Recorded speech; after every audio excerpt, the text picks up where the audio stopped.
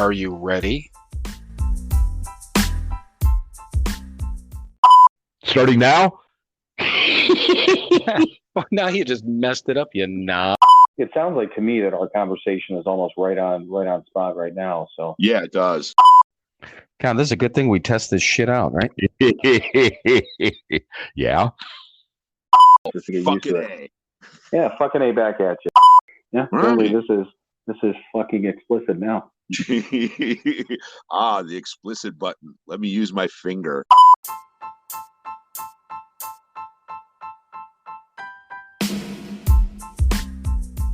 It is time for another episode of Sober, Not Mature.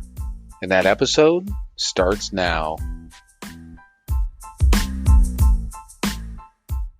All right. Welcome, everyone, to another fun-filled episode of Sober, Not Mature. And actually, Mike is here in the land of cheese with me. I am in the land of cheese. And we were actually sitting in the same room together, but wanted to get some feedback. So we both been isolated to different bedrooms, but yeah, we're in the same building this time, which is kind of fun. It is. So yeah, and my saga continued with headsets. I think didn't we count 7 when I was going through there? This is I believe so. Yeah. Yeah, so this is headphone 7 or headset 7 or 8, one of the two. But yeah, I just tested out my mute button before we started, so it appears that it works. So man, never thought that this would take so much work sometimes. And when we're trying to, literally be unprofessional, and then we're trying to be professional all in one. It's a weird thing, right? Absolutely. All right, so let's kind of recap the week. First of all, followers. We have 235 followers now on Instagram, which is awesome. Yeah, thank you for everyone who is following us and listening. And if obviously you are following and listening, tell somebody else. Pass this thing along. We're trying to grow the number of followers, our listener base. But the other cool thing is we have our website set up now. We actually got a specific ID. It's SoberNotMature.com. So visit the website. That has links to everything. All of our episodes are on there. I think, Mike, as you said it, one-stop shopping, right? Absolutely. Yep. We're actually almost looks like we know what we're doing. Yeah, looks can be deceiving, right? Of course. We're good at that. Yes. We'll make you think we know what we're doing. That's part of the game, right? We had plenty of years of practice with that. So what's the other thing that we set up? I'll let you do that because you did the setup on that one. Oh yeah, we are now on Facebook. We have an official Facebook page. It's again Facebook Sober Not Mature. Type it into the search and you'll find us. Yeah, so we're all over the place. We're getting trying to get things set up, and like I said, we feel like take that back. We look, it looks like we know what we're doing, but at least we've got a presence, which is part of our motivation. And I guess to step back on that a little bit, I guess let's just recap what the motivation was in this. And Mike and I were talking about it. He got up here on Tuesday. We'll talk about the why behind that in a minute, but the whole point of doing this is we were doing it for fun. Obviously, we're doing it for trying to get, I don't know, it's just helping, talking about stuff. Maybe somebody listens, but we're also doing this for us, and we've spent, and it's occupied a certain amount of time for both of us over the last, 30 days that we've been doing it. Right. And, it's time spent now more on our recovery, so it jumps and puts both of us back in the middle of what we're always trying to do, so there's all the different things that we do on a daily basis, and there's all the different things that we were taught, but this is just one more level. So it's been filling, I don't know, for me, I think it's been filling maybe even a void, that I've had. So it's like I said, it's fun, but I think it's been great, don't you think? Oh, absolutely. And void, I think, is the perfect word. I coming up on 12 years in this thing, I can certainly pull back and not do as much as I think I should be doing, and kind of be comfortable with that. Recovery certainly doesn't take up as much of my life as it did even 5 years ago. which is okay. It's still a huge part of my life, and I'm still staying sober and all that. But like most of us, we need a little kick in the rump occasionally to do a little more because we can become complacent very easily, and Yeah, that's a I mean, dangerous thing. oh, exactly. Because the less that we're, at least for me, the less I'm thinking about recovery, the more comfortable I get, and who Hmm. knows? I don't feel like this is going to happen today, but sooner or later, it's like, I got this thing, and Mm. I'm okay without doing this. And that was your reaction. Yeah, that was my reaction too. But it's easy for us to feel that way, that because you get Right. in this motion. I'm living my life. I'm paying my bills. I got a job. I'm being good to people. All these different things. Hmm. Right. And then who knows? I mean, we do know what happens next. That a lot of people Mm. start thinking, that first drink seems a little bit. Maybe I'm okay. I can have one. And Sure. later then we're dead. So and I always go to the extreme because I think that that's where I would end up. But Hmm. hopefully, and maybe not everyone is the same as me. But how do you know? You don't know that you are or you aren't. So yeah. Oh, absolutely. Right. And you say go to the extreme. I mean, one of the early tools just about everybody in recovery is taught is play that tape through. Okay, I do Right. this. I take that first drink. I smoke a joint, it's no big deal. Well, yeah, it's no big deal, but then it's going to progress like it always does. We have to play that tape through. And I think at this point, I know for me, yes, I can play that tape through very quickly. Yeah, I could take that drink and then I'm shooting heroin in a back alley somewhere. You know, I remember several years ago I posted I had been out, I'd been working, I drive truck, and I'm home every night now. I'm local, but I was on the road for a long time, and I had come home from being out for a week and a half or so, and made myself some food and uh, threw the dish in the sink. And I was like, I'll get to that later. And I was all, you know what? No, I'm washing that dish. And I posted on Facebook right after that. I was all, yeah, I needed to wash that dish. Otherwise, I'll be shooting heroin. And, and that's it. That's it. Jump floors. Take the action. Do what you need to do because you start slacking on those little tiny things. And then you start slacking on bigger things. And before you know it, you're beating the little old ladies over the head for their change purse. Right. Well, Mm-hmm. and I know you remember this, but we talked about this a lot. In early recovery, it actually pissed me off. Like, so for instance, walking out of a public restroom, wrap up that paper towel and you go to throw it and it bounces off the wall and hits the floor. I Mm-hmm. didn't even think about that, but when we were so conditioned to do that next right thing right off the bat, that I'd Right. stop and I'm like, I gotta go pick that up, and then I'd sit there and in my head I'm like, fuck it, I don't want to pick that up, but I pick it up. Mm-hmm. Mm-hmm.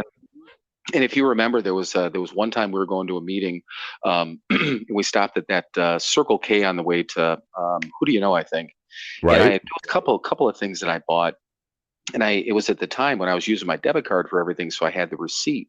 And I got home Mm-hmm. that day, and I realized they didn't charge me for my coffee, which was 99 cents. And, Mm-hmm. and the next day, I was going to a family get together, and I had to stop by and I picked up some soda at the same store. And I went back there on purpose. And I told the person, I'm like, I was here last night, this and that. He didn't charge me for the coffee. I said, here's the extra dollar. They're like, nah, don't worry about it. I'm like, no, take the dollar. And they're like, seriously, coffee's on us. I'm like, you need to take the dollar. Please take this dollar. And I sit there and I could only imagine the look on my face like, no, really, man, you got to take my dollar, man. I'm going to start drinking if you don't take my Right. dollar. I'm going to go beat your grandmother up. Take this dollar. Right. Do you care about your grandma? Take this dollar. Mm-hmm. It was little things like that. And it happened the other night. I told you the story about the server, and I messed up on the tip, and I went back the next day and Mm. made good on the tip for the guy. And so I still have that mindset. But today, do I think that I would have jeopardized my sobriety by not going back and actually making up what I should have paid him in a tip? No. Right. But then again, I also don't want to be a dick today. And Right. these people are out here working, and I Mm-hmm. respect that. So the difference is, I'm not necessarily doing it because I'm afraid of drinking anymore. I'm doing it because I want to continue to be a good human being. But again, all that Exactly. rolls into one, right? So Yeah. but the other thing too, and to kind of step back about why Mike is here this week. So, God, was it 3 months ago, 4 months ago? I forget when About we that. actually, Yeah, somewhere yeah. around there. So there's a band, and for those of you, if you don't know them, look them up. They're a good band. It's Greta Van Fleet, and the lead singer sounds like a young Robert Plant. So if you're familiar with Robert Plant, Led Zeppelin, anything like that, I mean, that's the sound they have. They play alternative music. They're great. They're from Detroit, right outside of Ann Arbor. Am I right? Yeah, a little town called Frankenmuth, the Okay. Christmas capital of America. I was going to say, why do I know that? As a native Michigander, Michigander. Yes, I know that. So you're a Michigan looker, a Michigander. A Michigander. Yes. So thank you for just brush over my joke. It's fine. It's cool. Somebody out there will get it. Sure. But so we bought tickets for it. Mike had texted me. He said, "Hey, they're coming to either Madison or Green Bay. Pick one. I'm coming up." I'm like, "Cool." So we booked the tickets. We picked a Green Bay, and I know I posted about that on Instagram. I mean, we were obviously really excited about just getting together because it's fun. But going up to the concert, and then my grandchild was born. We're going to stop by and see him and my daughter and my son-in-law. And then Monday night, I get this email, and it's like, urgent alert from the venue. So the concert got canceled. And again, I posted this on Instagram, but the whole point, we sat there, we were talking on the phone on Monday night, and we're both kind of like, hey, well, I mean, I got the time off. You got the time off. Come on out. Right. We'll still hang out and do whatever. And my daughter wasn't feeling well, so we didn't end up going up to Appleton. But how she feels and all that stuff is certainly more important than anything that he and I wanted to do. But we just hung out. We've been sitting around. We've been messing with our website. We've been talking shit. We went to the record store. We ate food. Right. And we just hung out doing basically nothing for the last couple of days, and it's been everything I thought it might be. So, absolutely. Yeah. But what it made me think about though was the whole idea of, I mean, both of us were disappointed, but it's a difference. It's a different disappointment than, what we would have felt, let's say back when, we first got sober. So I don't know, it just made me think about, do you remember even the first time or any time in like really early recovery that you were disappointed by something, and maybe how you felt or how you acted? I mean, I was just curious. It popped into my head. Early recovery disappointment. I can't really think of much of anything. Really, nothing comes to mind. Your life was just swimming. I mean, it was beautiful.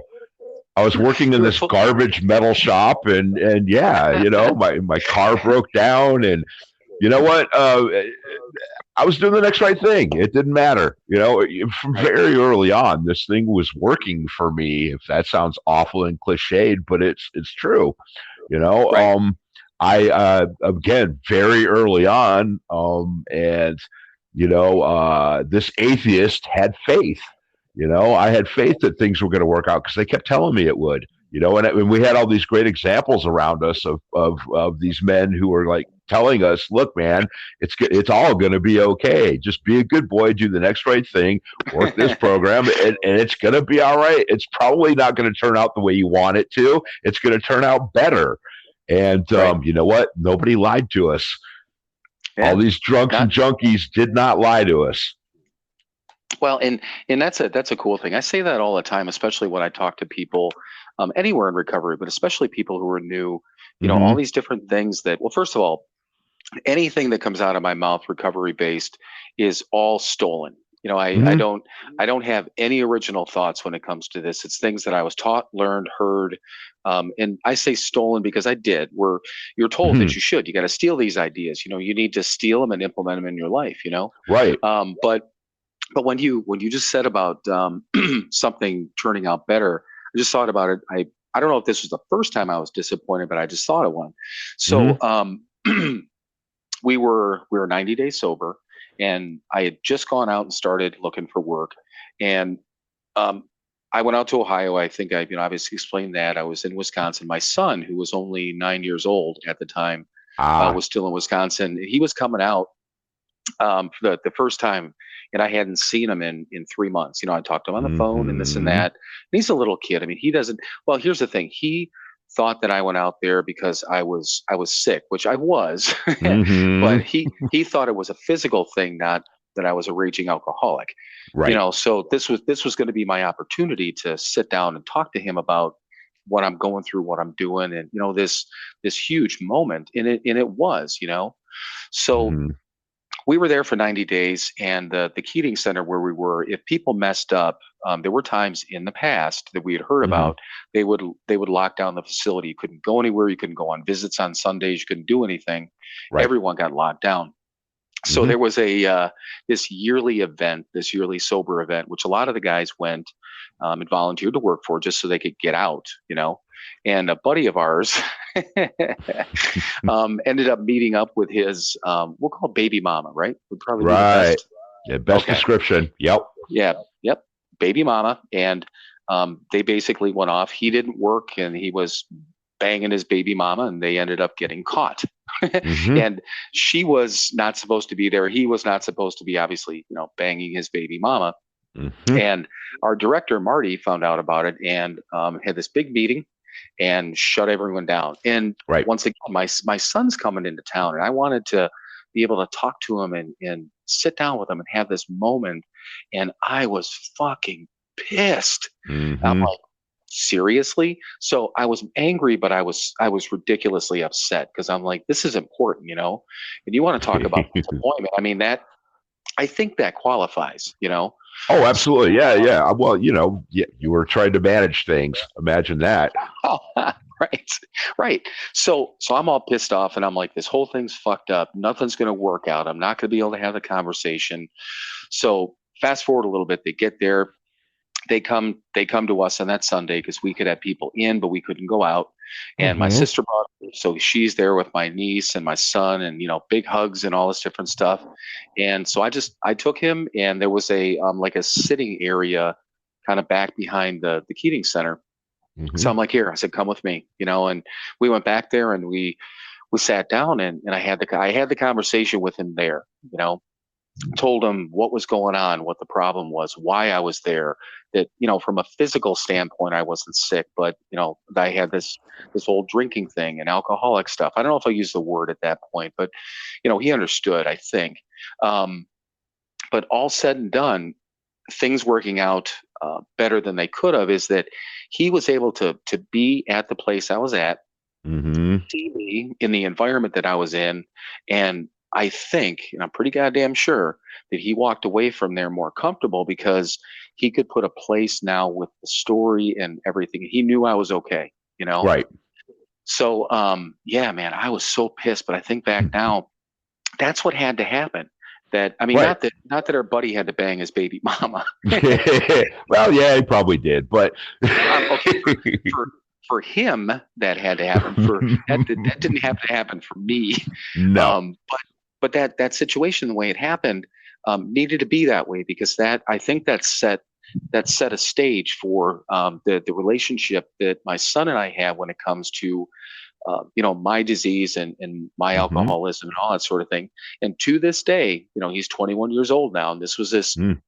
9-year-old little boy I was talking to. Right. He's comfortable talking to me. We talk openly about stuff. I, for the most part, I think he's comfortable asking me questions because he has, Hmm. and I don't hide. I don't need to hide who I am or what I am or anything like that. And I celebrate that relationship. And I now I have a firm belief that that experience, he remembers that. I know he does because we talked Hmm. about that. He remembers showing up. Right. He didn't see my car. So he's telling my sister, he's like, where's my dad? I don't see my dad's car. I don't see his car. Where is it? Right. Right. Because he was worried that I wasn't going to be there. So and again, this anxiousness and we hadn't seen each other in 3 months. Hmm. So the point to that, and I'm glad that you bringing that up made me think about that.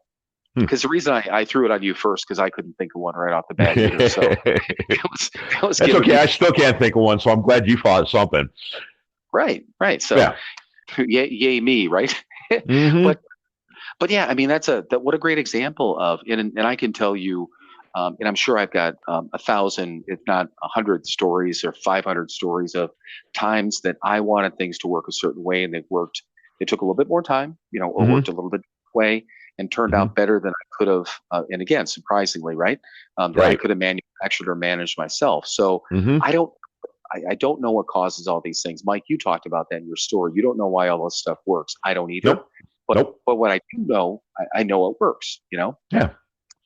And that's all at this point, that's all I need, So in the disappointment that we both had with this concert, and really have done almost nothing productive since we've been here, or since you've been here.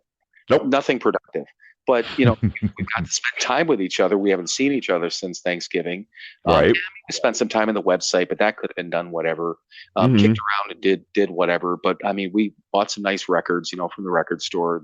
We did. Nothing necessarily that we didn't have this planned out thing. But so we took this, whatever, here's the disappointment. Fuck it, we're still going to do this. Oh yeah, it's been absolutely great. So it has. But yeah, and the last time, when was the last time you were up here? God, it's been like 6 years ago, I think. Yeah, about that, something like that. Yep. Yeah, weather's not great, so it's not like we can hang outside or anything like that. But it just it's been a long time since I've had a couple of days when I've just been able to sit and do nothing. Which like I said, me too. Like Office Space, it's everything I imagined it to be. Yep. But yeah, the other thing I thought about, along with the disappointment thing when we were just talking about this, was it reminded me of the little things, and maybe not the disappointments, but the irritations, that cause people to go out and relapse, especially when we were in early recovery. I remember one in particular, but I'm sure we've got 100 or 1,000 stories on that too. Do you remember that? I mean, anyone in particular that you remember hearing the story? And we know the reason. I mean, people stop doing what they need to do when they drink again. We know that. Right. But do you remember any of the stories of people, like specifics of this happened to this person, they just like got a case of the fuckets and went out and drank? Do you remember any of those? I mean, well, again, like you said, hundreds, thousands. Yeah, and I can tell you from myself. I wasn't doing the work.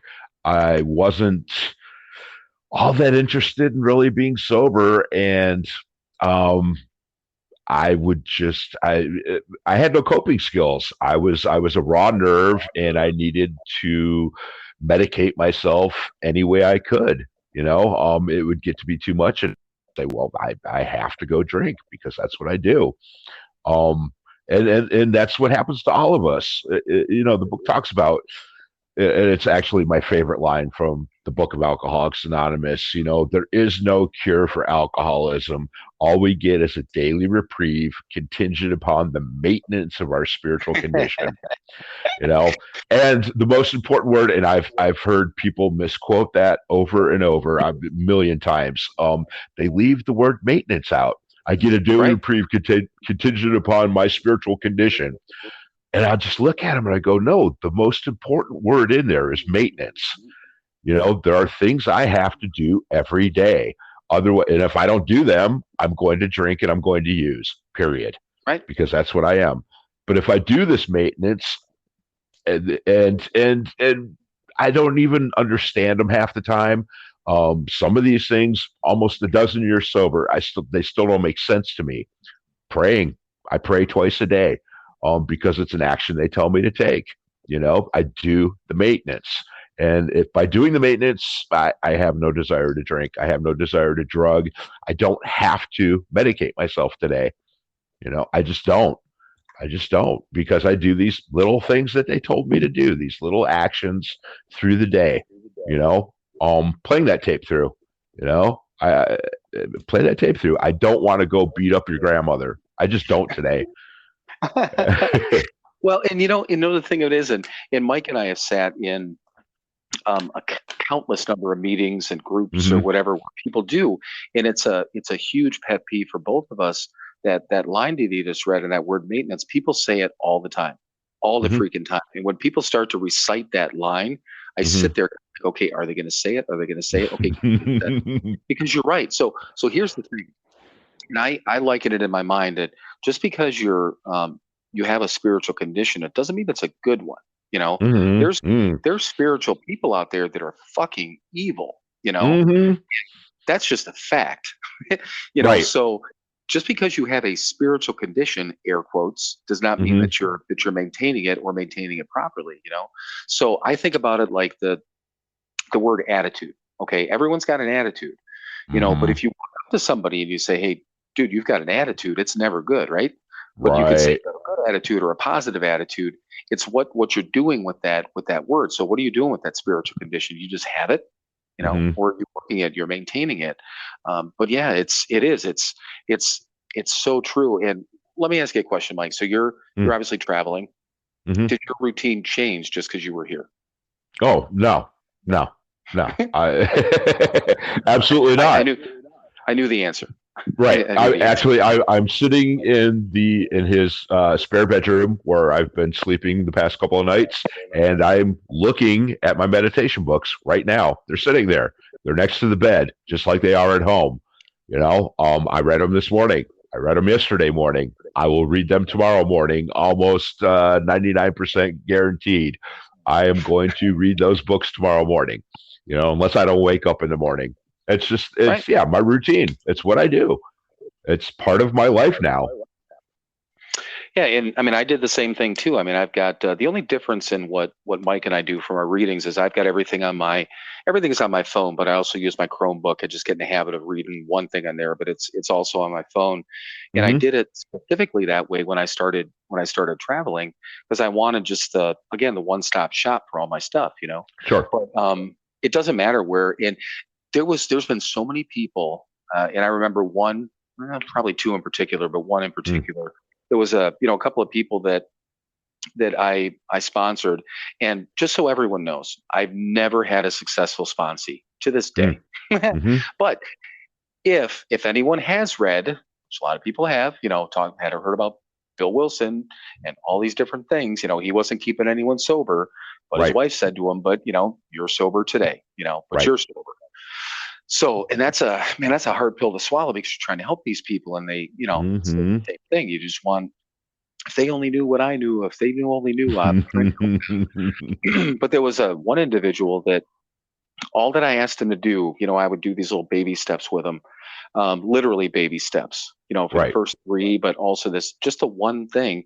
And these were all people that came through the Keating Center where we did. And the Hmm. first thing we did every morning, we did this meditation meeting. And in that, the key behind that, the backbone was the 24-hour book. So it was being done every morning anyhow. They were used to Right. it. Hmm. And it's something that both Mike and I continued.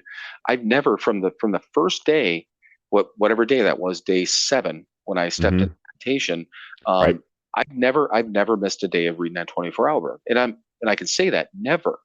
I don't Right. care Yeah. where I've been, what I've been doing, if I've woken up late, anything like that, been a tragic situation, I read that freaking book. Yeah. Me too. So I was telling this guy, I'm like, that's one of your only other thing I'm asking you to do is do that. Hmm. Do it every morning. Keep doing what you're doing. Get your day started right. And every time I talk to him, he'd be like, I didn't have time. I was rushing off to work. I said, you realize that takes like 3 minutes? I mean, Hmm. literally, even if you don't want to think about it, because I'll talk to Right. you. I'm like, I have no idea what that said this morning, but I read it. I don't know Hmm. what any of my readings said this morning, but I read them. I Hmm. know what I said for my prayers this morning, and I know what I'll say tonight because they're the same every day. But I don't Yeah. remember the readings. But at the time, I sit there and I take the time and I do it. And he just refused. He refused to Hmm. do it. I was getting frustrated. I'm like, fine, don't. But these are those little things that just get these things implanted in your head. And for anyone out there that's looking for, the secret. And again, I'm going to use air quotes there. There's no Hmm. secret to any of this, but the key to it is building habits that take your mind away from drinking, or using. Right.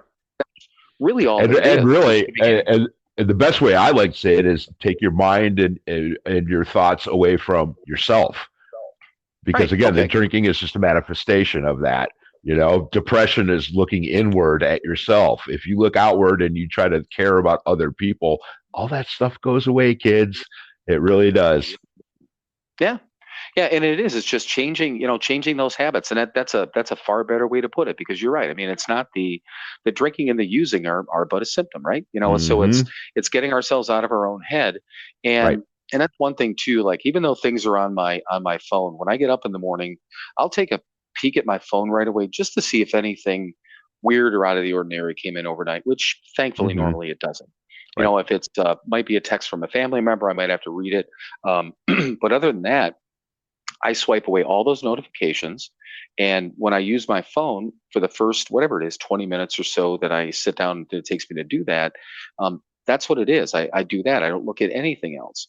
You know, after all said and done, then I'll check other notifications. I'll pop on Facebook. I'll pop on Instagram. I'll do those things afterwards. But I take that time to just focus on it.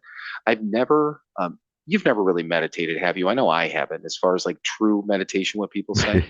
Oh no, cross-legged with the incense burning, saying "Om." No, Hell no, no, no, you fucking idiot. I mean, no. just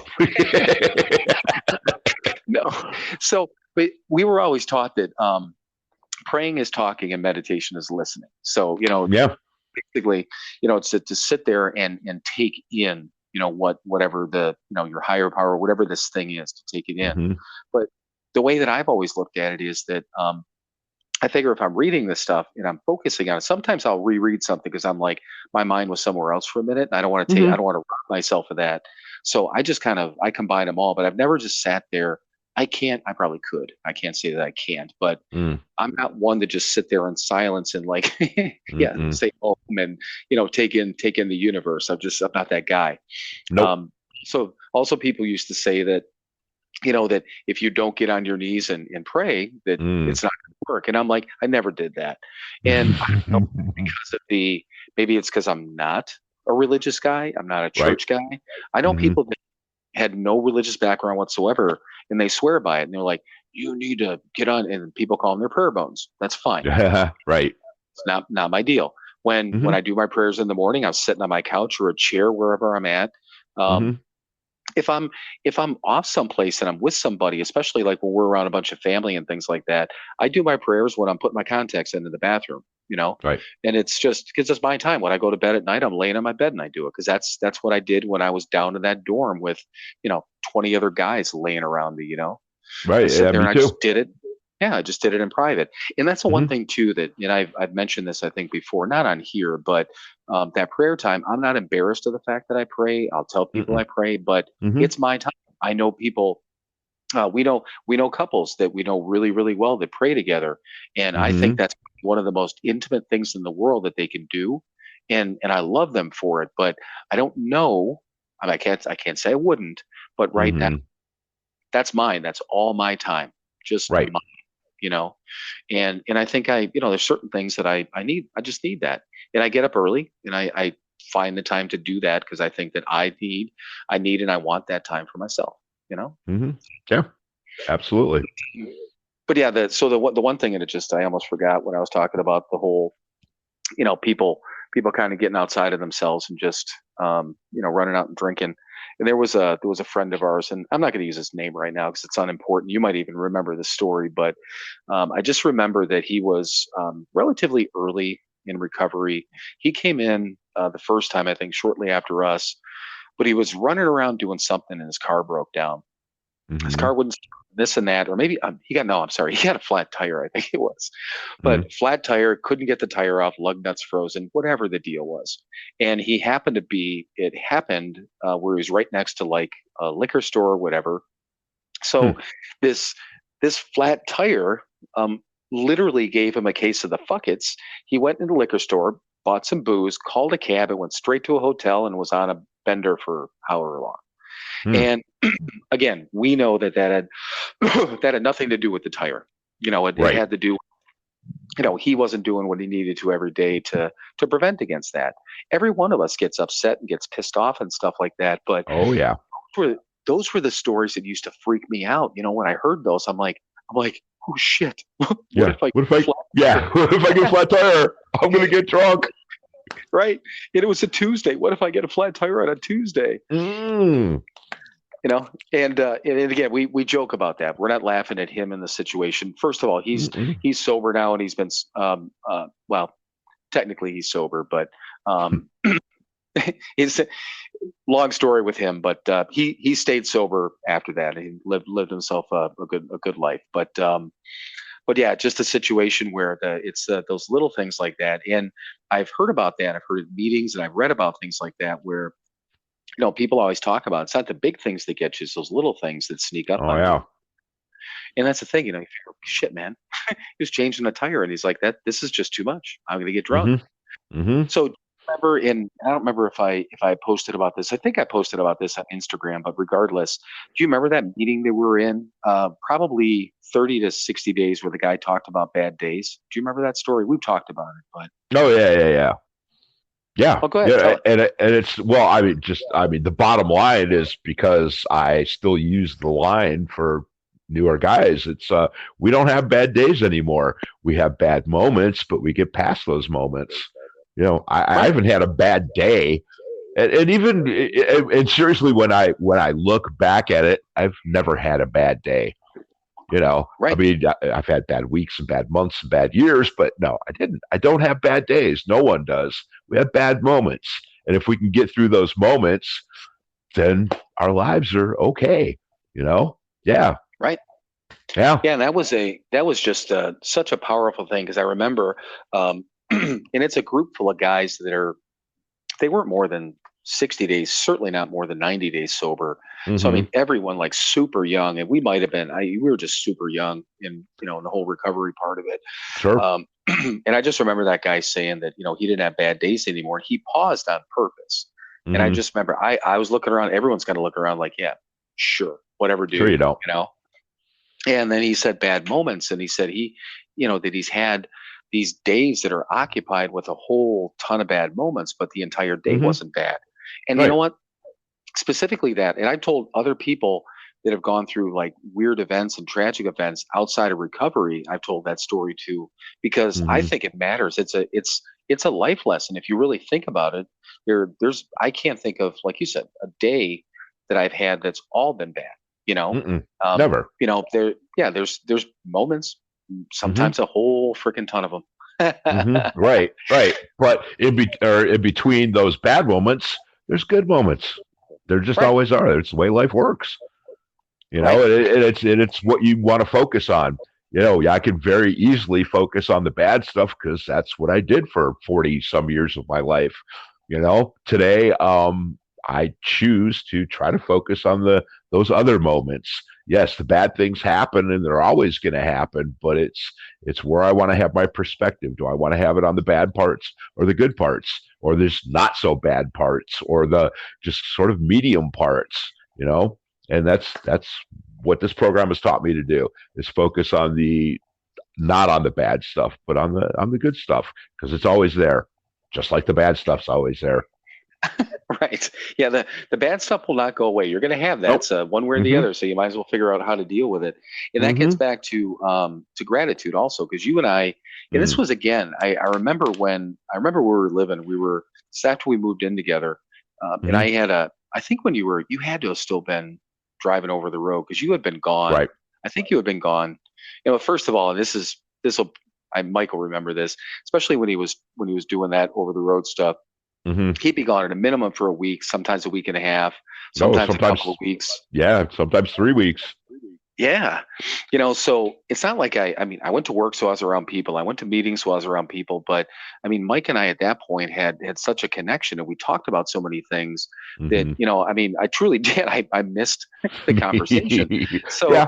So this dude would walk in the door after being on the road for 3 weeks, and I'm like a little kid, I'm telling him fucking everything, and I'm just, and this is what he used to do. We'd standing in the kitchen, and his bedroom and my bedroom were both off the kitchen in different directions.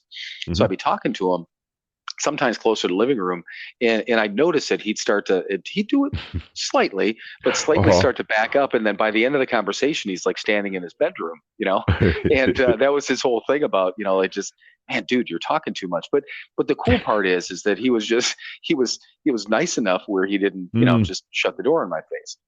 But well, again, thanks to AA, man, because I know you wanted to. A couple of years prior to that door would have just been slammed. Yeah, no, I know, but and I appreciate you for that. I know you know that. But there was a one time when you came home and I had just told you, and this was, I was serious. I'm like, I don't know what the fuck is wrong with me, I'm like, I'm not not happy at work. Meetings aren't satisfying me in any way. Mhm. Being around, like our mom at that time, anything like that, I couldn't find any joy in anything, and I couldn't figure it out. Mhm. Do you remember what you told me to do? I told you to make a gratitude list. Exactly. So, Mhm. people, if you've never heard that, or if you haven't done that in a while, or if you've never thought of the concept, it's powerful. Because he said, Mhm. yeah, he goes, take a pen out and a pad of paper and Mhm. do a gratitude list. And I said, yeah, I'll hop on my phone and type something up. And he rolled his eyes, Mm. was walking away. I'm like, I'm joking. But Right. I did, and what I did was I wrote down, and I did it like a pros and cons list. So, basically a line across the top of the paper, then a line from top to bottom, so two columns. And I Mhm. wrote, um, good things about being sober and bad things about being sober. You know, Right. and all the things, and I tested myself in this because I'm thinking, so I got some things at that point, right? I had a car, I had a job, Mhm. so I challenged myself to think of and write down everything that basically that was non-material. So Mhm. it's relationships, it's my kids, it's being healthier, and all these different things, that were non-material. And so I did all those things to begin with, and I don't remember how many things I had on the list, but it was a lot. Mhm. So I wrote all Mhm. these things down, and then I got to the right hand column. Again, this was titled like bad things about sobriety or bad things about being sober. And Mhm. I stared at it for a minute, and I couldn't think of anything, which is a good thing. Right. But what I wrote on that was, all these things go away if you're not sober, and I put an arrow to Mhm. the left hand side of the column. Right. And I had a desk at that time. It's Grandma Landela's desk Mhm. it's in your house right now. Yeah. So I had that desk, and I opened the top drawer and I put it in there, because that's where I would sit anytime I was on my computer, anytime I paid bills, and I had like stuff in there. So every time I opened that drawer, it was in there, and for months I left it in there. Mhm. And what I used to do, even if I'd get like flipped out on something one day, I'd do it in the car. I'd turn off the radio and I'd turn off this, and I would just sit there, and I'd either recite the Serenity Prayer or just start to list out those things that Mhm. that I was grateful for. And Right. that's one of the biggest things now. And I know I posted this on Instagram. I forget to be grateful a lot. Mm. Mm. And I forget about all the things that I have. And once again, that I like all the things I have. I love my car. I got a roof over my head. I'm staring at Mhm. all the shoes that I now buy for myself, which that's a whole nother story. But so, Uh-huh. all these little things, right? But Right. then I forget that just the core of it. But I start to remember those things when I get a phone call from one of my kids, or I mean Mhm. something as beautiful as having a grandchild born, and I'm like, Mhm. oh my god. I mean, and I mean this. I don't ever need anything else in my life. I don't need any other Right. gifts. And I Right. told my daughter that, and she's like, well, maybe more of these. And I'm like, yes, I'll take more of those. But but I don't need any more things. I've told my kids that for years. Don't Mhm. buy me anything. Just spend time with me. Right. So, but those are the things that I need to remember when I get pissed Mhm. off at work or in traffic or all Mm. these different things. But yeah, gratitude is it's weird, but I don't feel like it should be as big of a struggle Mm. for us these days. But I don't know if it's Well, is it is it the you know what? laziness?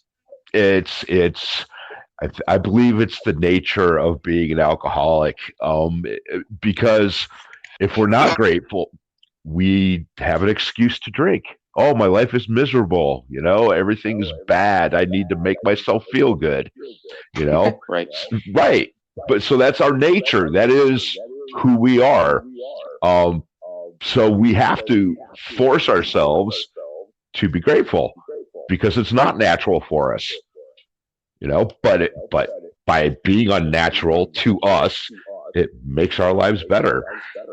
Right. So you're saying Yeah. I'm not unique? I'm not the only one? I'm not like You are one of a not kind? unique. No. But I'm kind of a big deal sometimes. We were just saying that in the car. Why were we Right. why were we saying that in the car, that we were kind of a big deal? You said you walked I in don't know. someplace. I don't know. Every place I walk into, don't you know who I am? I'm Right. kind of a big deal. Right. Yeah, that was Hmm. wasn't that you talked about the deli at the store, that they don't have your lunch meat or something like that they had Oh to carry to yeah. bring it back. I don't know. I But don't yeah, know. Right. And I did. I posted about that on Instagram, and I said that's a joke between you and I all the time. Don't they know who we think we are? Mm-hmm. But I mean, that's a whole point of we check our gratitude, we check ourselves, between Mm-hmm. each other. And the other saying, and I know right now, if it's not in your hand, it's sitting right next to you because I'm in the other room, so I can't see him. But you Right. do have a water bottle in your hand, don't you? It's right. Yeah. You know what? Yes, I do. Okay, so tell the story about Larry. We don't necessarily need to use his last name, for instance. No, but we don't. Tell the whole. Okay, tell the story about Larry. Well, Larry was a guy that would come into. He was an African American gentleman, fairly large gentleman, Big dude. and he did not suffer fools gladly at all. And guess what? When you come into the Rock, your first week or so, you're a fool. I was. And anyway, Larry would be doing group, and he would go around the room and talk to the new guys. Introduce yourselves. What are you here for? Whatever. And he one of his big things was, you're a thief. He would straight up tell us, you're a thief. And so there would be guys who would, most of us, if we were honest, we'd go, yeah, we're thieves, absolutely. But so he would say, you stole from your family. And there would inevitably be a guy that would say, no, I didn't. No, I didn't. I never stole from my family. Right. That was me. And Larry would say, yeah, you did. You stole from your family. You stole time. You stole emotions. You stole from your family. And but anyway, he'd ask you a question and you'd start going, right? Because that's what we do. And he would put a water bottle in front of you and he would say, is that a water bottle in front of you? And you'd say, yes. You go, okay, give me a simple answer. Give me a simple answer. Yes or no? Are you a thief? Yes or no? Did you steal from your family? Yes or no? I don't want to hear all this other crap. So when cut to Bill and I, if one of us asks another one a question and we to this day still start to yammer, oh well, is that a water bottle in your hand? And it shuts us up instantly because we know. Yeah. It's the argument winner between us. Mm-hmm. Yeah. To this day, because we do that. It's probably been a while since we've done that. Which maybe we've been too honest with each other. Which which is what good. What the fuck's wrong? Yeah. What's wrong with that? Yeah. Yeah, we don't need the water bottle thing because we know that if we don't want to hear it anymore. I don't want to hear it. Yeah, it's a goddamn water bottle. No, here's the answer. But we've done that in front of other people before, and they have no idea what we're talking about.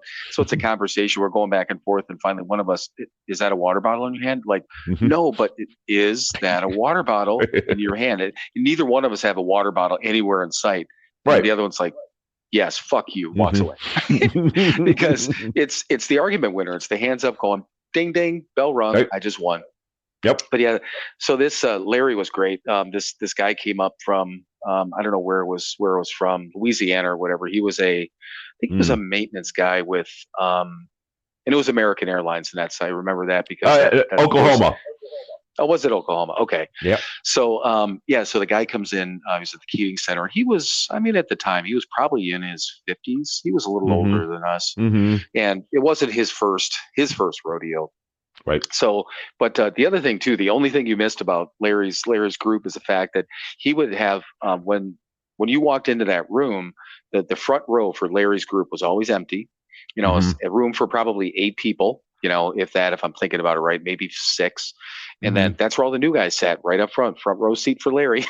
Right. and the whole rule was, once you've been there a couple of weeks, it's like nobody told them what was going on. Just so you guys got to sit up front. Sit up front. They had no idea what was coming. Mm-hmm. So Larry's talking to this guy and he's like, how many times have you tried to get sober? The guy's whatever he says. And he goes, and this and that, and what have you been doing? And he's getting in his face. Larry was kind of a scared straight kind of guy, which was very much a big dude too. And the guy, the guy's going, whatever, he's yammering back and forth. And I like that word, yammering.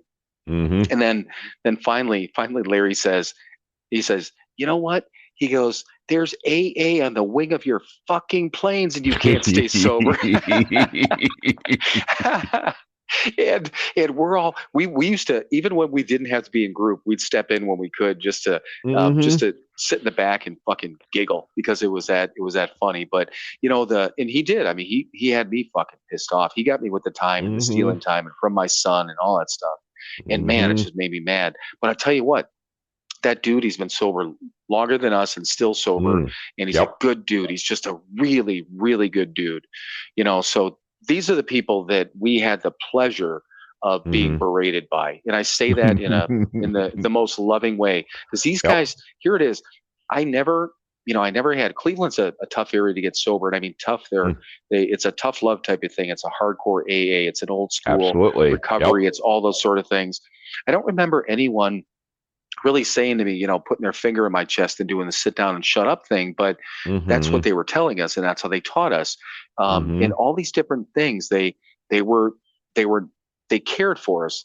They loved us. They used to tell us this: we're gonna love you until you know how to love yourself, and until we can teach you how to love yourself, and all those sort of things. We're gonna show you your worth. And I mean, these guys, man, just a debt. I mean, I can never. And you and I talk about this all the time.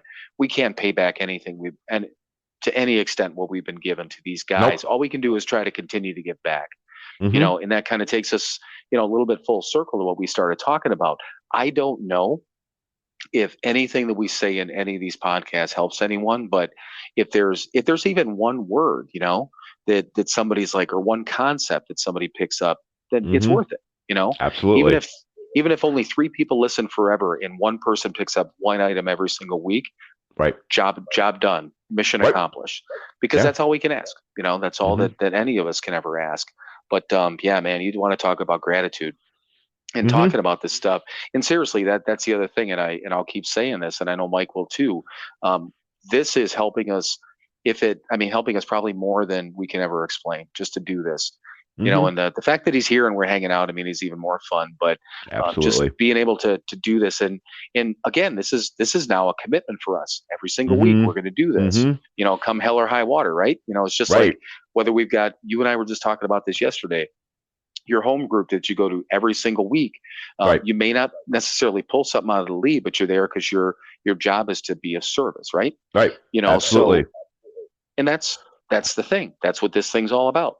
One of the things I learned early on was, and I still use it, I want the hand of AA to be there, and for that, I am responsible. Right. Yep. Yeah. I am responsible. Marty used to always say, I owe, and I do, and I know you do too. All right, man. Well, I'm just, boy, the last time I looked at the timer on here was like 21 minutes, and now it's 54 minutes. So it is. Do you remember the thing that you wrapped up with last week or no? I mean, Not I know a goddamn chance. We can do it. I thought we could like steal a Ron Burgundy thing, fuck you, San Diego. Yeah. Stay classy, a bunch of fucking drunks. Yeah, exactly. But I know you said that it was something along the lines, I think of, obviously stay sober for the people you care about and all that stuff. You should shorten that up and maybe write it down. I don't know. Yeah, you know what? I should. Oh, great. More homework. I will go back and I will listen to the end of last week's episode, and I will figure out, and I'll get a little something. But the basic thing is, stay sober. Yeah, for yourself, your life will get better, but stay sober for those people that you say you care about, because that's who I'm doing it for. I just don't hurt anybody anymore. Now everybody go fuck off and live your life. What he said. All right, man. Talk to you later. Have a good one, people. We'll see you next week. All righty. Bye. Bye.